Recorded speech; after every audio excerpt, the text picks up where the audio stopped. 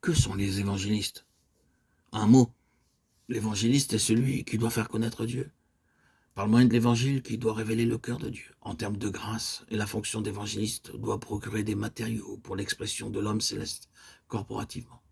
Ainsi, nous commençons avec l'autorité en Christ, Christ tenant la place de l'autorité suprême bien au-dessus de tous les cieux. Puis, nous avons la pensée de Dieu en Christ. Ici, nous avons le cœur de Dieu en Christ. L'évangile de la grâce doit procurer un accroissement par le rassemblement de matériaux pour l'homme céleste corporatif. Maintenant, nous sommes amenés à en venir au pasteur et au docteur. Ces deux fonctions sont réunies. Les matériaux sont en train d'être rassemblés. L'homme céleste corporatif est progressivement amené à l'existence et en train de parvenir à sa plénitude éternelle.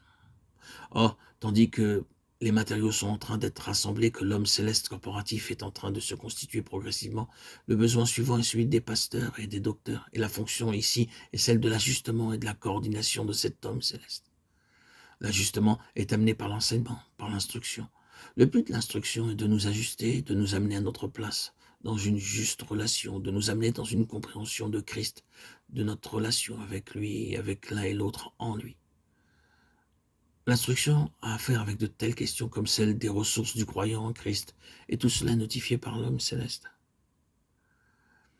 C'est l'œuvre du docteur. Le pasteur est une personne dont la fonction est d'ajuster, de soigner, de conduire, de nourrir. L'édification par un ajustement approprié à la vérité révélée est ce que nous avons ici. Mais tout cela ne se termine pas là. L'apôtre, le prophète, l'évangéliste, le pasteur et le docteur sont donnés afin que l'homme céleste corporatif, tirant les valeurs de ses fonctions, subvienne à son édification mutuelle pour le perfectionnement des saints en vue de l'œuvre du ministère et de l'édification du corps de Christ. L'édification mutuelle, le ministère mutuel doivent résulter de ces dons.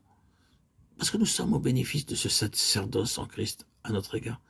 Nous devons donc faire de ce bénéfice un sacerdoce mutuel, de sorte que le corps s'édifie, s'accroisse de l'accroissement de Dieu, chaque partie distincte s'accroissant selon sa mesure. Or, si ceci vous semble technique, permettez-moi que nous vous conseillons de vous détourner de l'enseignement et de tout ce qui ressemble à un système de vérité, pour avoir ainsi le Seigneur en vue. Gardez donc le Seigneur lui-même en vue. Et alors, vous pourrez constater que la seule chose qui gouverne tout est la venue de Christ, dans une plénitude de vie, et une expression dans cet univers toujours plus grande, par le moyen de l'Église, qui est son corps. Maranatha, viens Seigneur Jésus, viens nous enseigner.